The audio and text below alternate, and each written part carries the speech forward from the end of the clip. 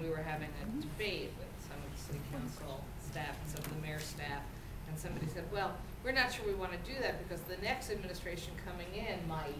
And I said, oh, please, you've solved that problem. You guys are never leaving. So let's just look. I said, I might not have agreed with you, but you're sticking around, so stop using that excuse that we're not sure what the next administration will do. But I share your sort of frustration that we're not necessarily thinking it through as clearly as we could. So I'd like to, now that it's around 5 o'clock, open up the floor to everyone here, our Roosevelt members who are, I'm sure, hard at work already thinking about what they want to include in our new New York City policy journal. And so, now is a wonderful opportunity to perhaps present some ideas here to our panelists and give your thoughts or ask some questions about the, what are some initiatives or what should be the policy priorities for the city, state, and the federal government in coping with the downturn. So, yes, over there. This isn't really an idea so much as a question. I forget who mentioned it, so I can't really see. But somebody said something about the small-scale energy projects that New York City can embark on, and how about 5% of New Yorkers haven't even changed their light bulbs.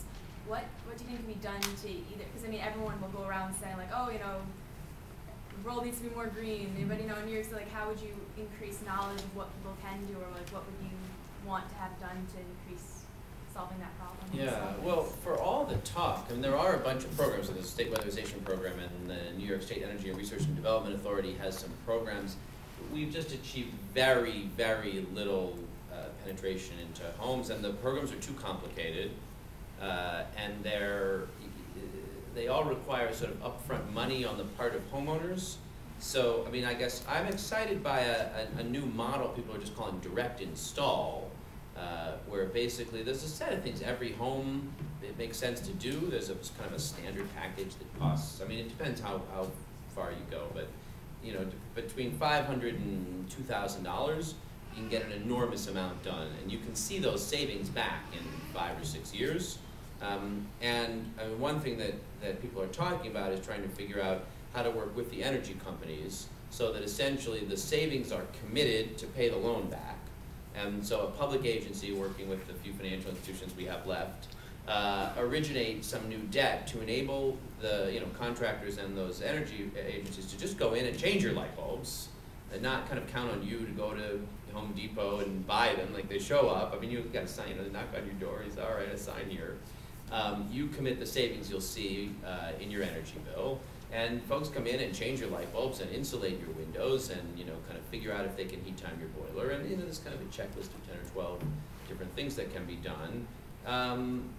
And for the city, I'm frustrated here because I'm a co-op owner. And so a lot of these things are designed for the homeowner in Queens or on the island, but they're not designed for the most intensive energy use that we have.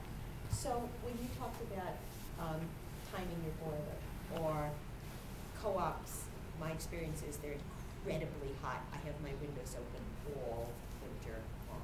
Does this make any sense to you guys? Doesn't make any sense to me, but I mean, co-ops are actually, co-ops and condos are the hardest. The big rental buildings tend to be owned by owners who are focused on the bottom line. And so they actually are the first to take steps toward energy efficiency because they'll make the savings. I mean, I agree that there should be programs that work for co-ops and condos.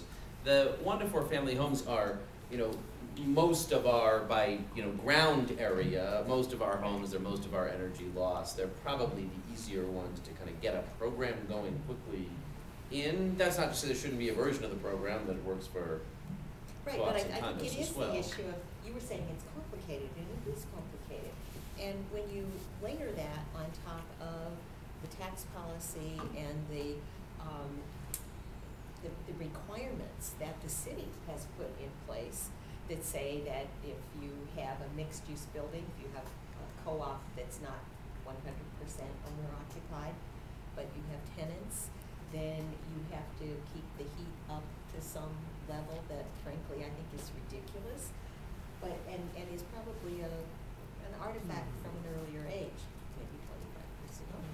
But it just seems to me that we're not thinking very broadly about, and I agree with you. I think we need to think about those sustainable energy projects that we can do, that you can provide incentives for people to do, that you make it easy for them to do.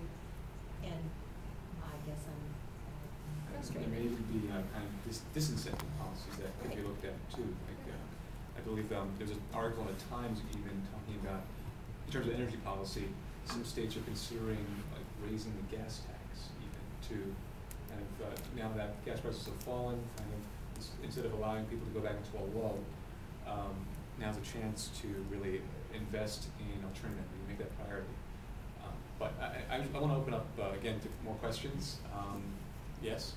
I have a question. It seems all three of you are calling for a fair tax policy, which is, I guess, raising the tax on the rich or those of the upper class. But then, seeing how we're in the economical tough times, do you think maybe, should we really, especially since the top financial institutions are being hit the hardest, or being hit hard anyway, you sure it's, maybe we should really increase the tax to such an extent? I was wondering. So I think there's always, as the one here who's a legislator, so I actually have to vote on tax policy, there is the balance of, you're right, it is smarter to do progressive tax change in good economic times. Although we're not the brightest crowd, not just legislators, everyone, and we seem to always wait till we're in bad economic times till we go, oh, our coffers are empty, we're in trouble, I guess we have to talk about tax policy. So yes, it would have been smarter to do tax policy changes 3 years ago in Albany. 4 years ago, some of us were arguing for that. We didn't succeed. So in fact, in bad economic times when you need the money, it's when you have an opportunity to actually convince people you gotta do this. So there is an argument in economic theory that if you raise the taxes so high on businesses and or wealthy individuals that you will discourage them from actually making money because they give it to the government. We are so far from historical levels of that in this country that I think we have quite a bit of room that we can go before we have to worry about that. Even Mayor Bloomberg, who by most people's measures is considered one of the very wealthy, has said, well, my friends aren't leaving New York if we raise their taxes. And he's right. And he's also said, and very smart economists have also pointed out, that corporations don't make a decision about where they're going to set up or where they're going to stay based on their marginal local or state tax rates.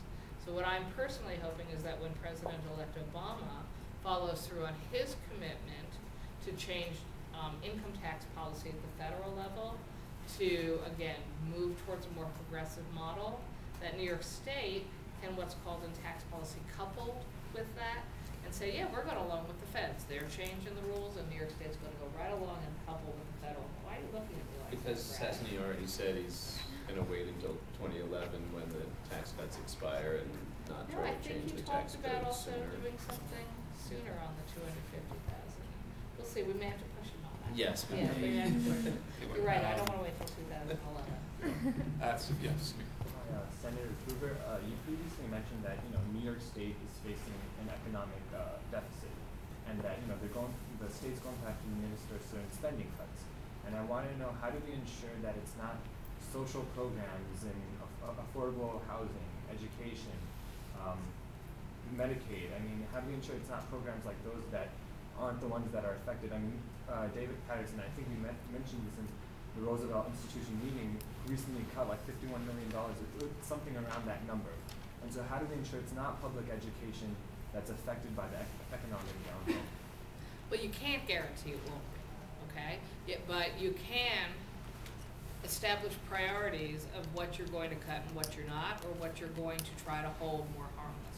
So as I said before, I think there are principles we should follow in our cuts. So one would be not to cut programs that are needed by the lowest income New Yorkers. A second would be not to cut programs where you're giving back federal and local match dollars, where Medicaid would be the perfect example, or public assistance, where for every dollar the state cuts, it's giving back $1 to the feds, and it's actually giving back half of its own dollar to the localities because of the way we do our funding formula. So